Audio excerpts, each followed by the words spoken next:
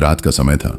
शहर के ऊपर बादलों की भारी परतें जमी थीं और हवा में दिसंबर की ठंड ऐसी चुभ रही थी जैसे कोई अदृश्य साया धीरे धीरे चाकू घोंप रहा हो।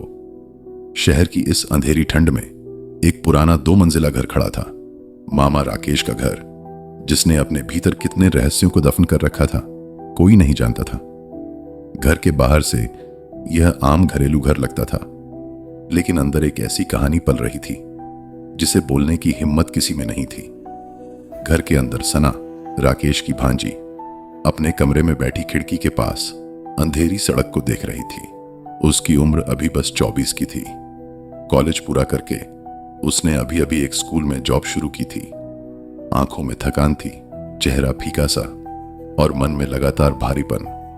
सना अक्सर सोचती, आखिर मेरी जिंदगी में इतनी घुटन क्यों है?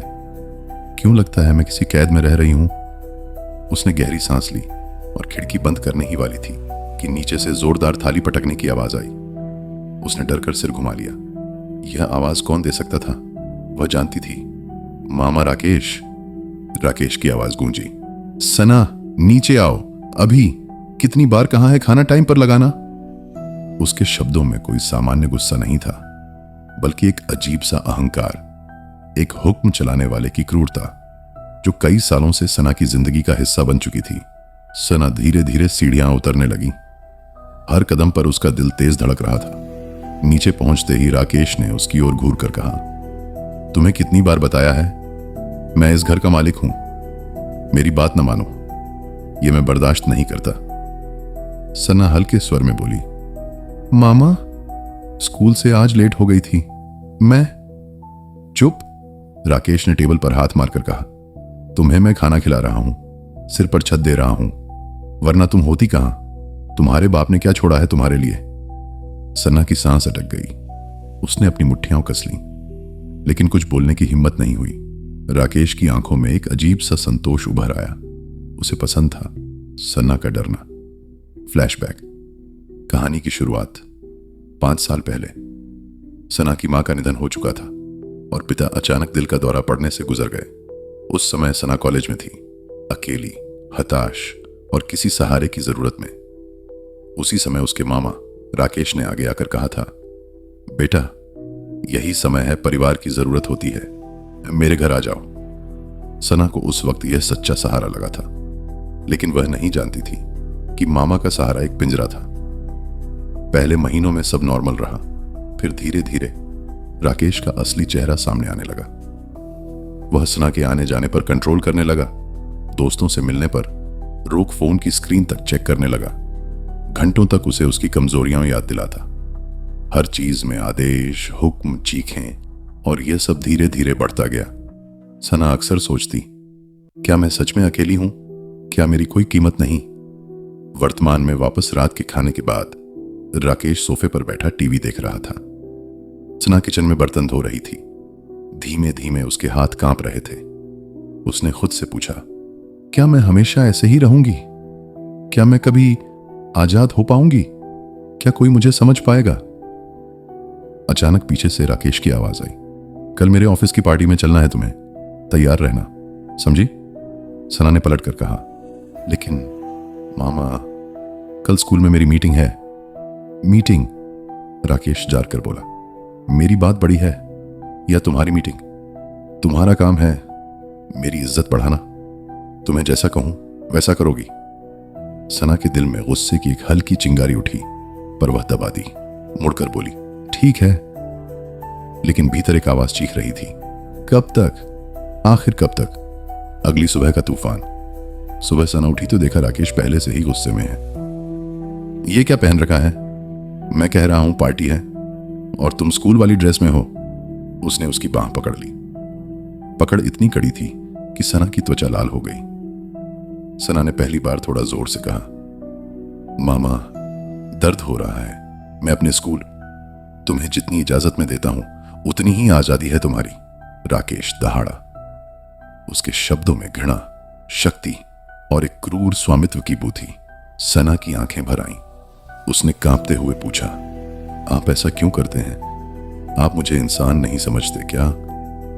राकेश उसकी आंखों में आंखें डालकर बोला, इंसान?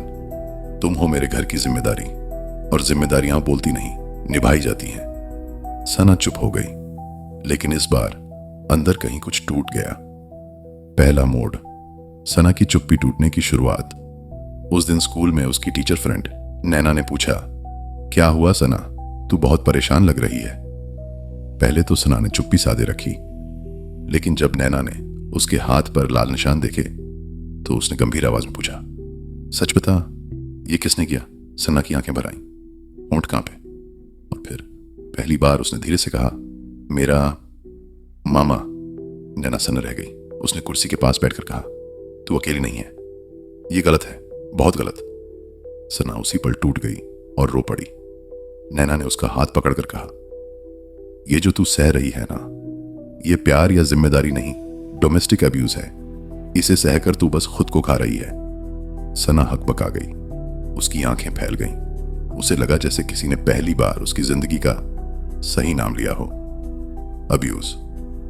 सना का पहला फैसला। पहली बार प्रतिरोध।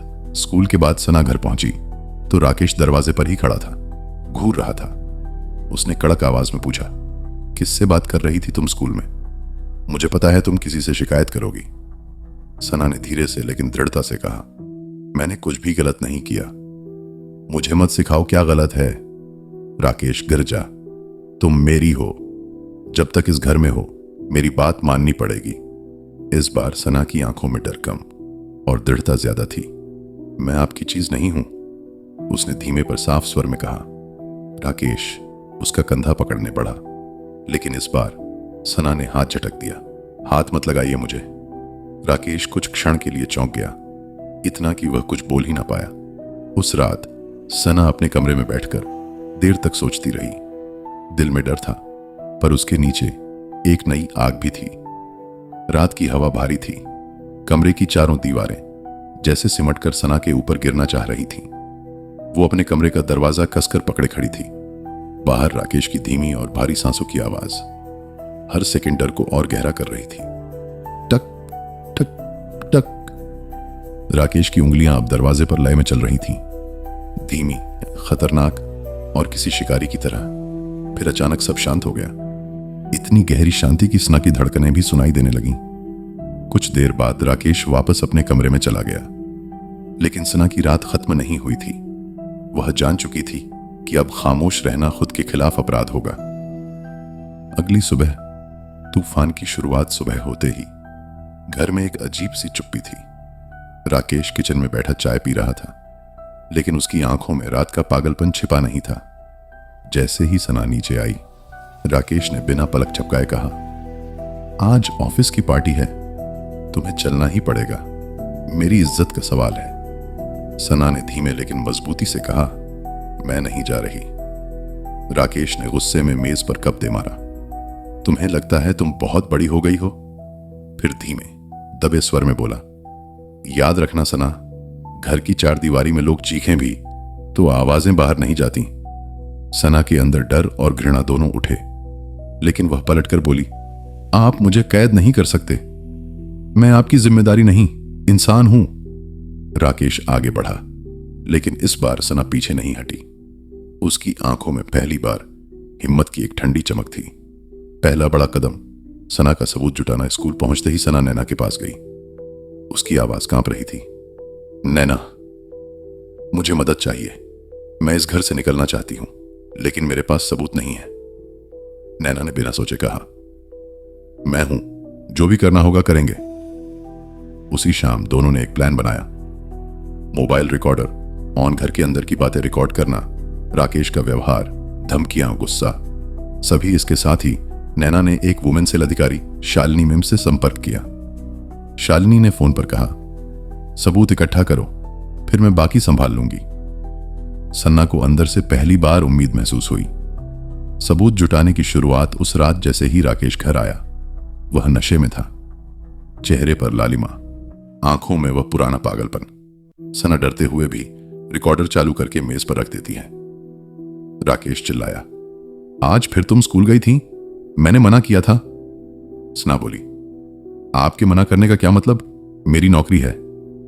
राकेश ने उसके बाल पकड़कर कहा, मेरी इजाजत के बिना तुम कुछ नहीं कर सकती। सना चीख पड़ी, छोड़िए। उसकी आवाज डर से कांप रही थी, लेकिन वह रिकॉर्ड हो रही थी, पूरी बातचीत, हर शब्द। राकेश उसे छोड़कर बोला, तुम मेरी हो, और अगर किसी को कुछ बताया ना तो मैं तुम्हारी जिंदगी बर्बाद कर दूंगा। रिकॉर्डर में सब कैद हो चुका था। सन्ना की उंगलियां कांप रही थीं, पर दिल कह रहा था, अब सही रास्ते पर हूं। मौत। राकेश की असली साजिश उजागर अगली 2 रातों में और भी रिकॉर्डिंग हुई। राकेश का चिल्लाना, मारना, धमकियां। लेकिन तीसरी रात उसने कुछ ऐसा कहा जिसने सना के पैरों तले जमीन खींच ली। राकेश फोन पर किसी से दबे स्वर में बोला, हाँ, उसकी जॉब भी मैं छुड़वा दूंगा, फिर मजबूरी में यहीं रहेगी, पूरी तरह मेरे काबू में। सना के रोंगटे खड़े हो गए। वह अब सिर्फ हिंसक आदमी नहीं, बल्कि उसकी जिंदगी का प्लान्ड कैदी बनाने वाला था। सबूत मिलते ही पहली बड़ी टक्कर अगली शाम, जब सना खाना बना रही थी, राकेश किचन में आया और बोला, आज ऑफिस नहीं गया। सना ने धीरे से कहा, स्कूल में मीटिंग थी। राकेश ने उसे पकड़कर कहा, तुम मुझे बेवकूफ समझती हो, तुम किसी को सब बताने की कोशिश कर रही हो। सना का दिल धड़क उठा। क्या उसे रिकॉर्डर का पता चल गया? वह डर गई, लेकिन बोली, मुझे कुछ नहीं कहना किसी को। तभी अचानक राकेश गुर्राया, तुम मेरी इज्जत मिट्टी में मिलाने की सोचो भी मत। उसने दीवार पर हाथ मारा, और पहली बार उसकी आंखों में सिर्फ गुस्सा नहीं, बल्कि एक खतरनाक इरादा था। सना ने वह इशारा पहचान लिया। आज की रात कुछ भयानक होने वाला था। क्लाइमेक्स से पहले का तूफान। अंतिम रात, रात के 2:30 बजे। घर में गहरा अंधेरा था। सना की आंखें खुली। फिर वही आवाज,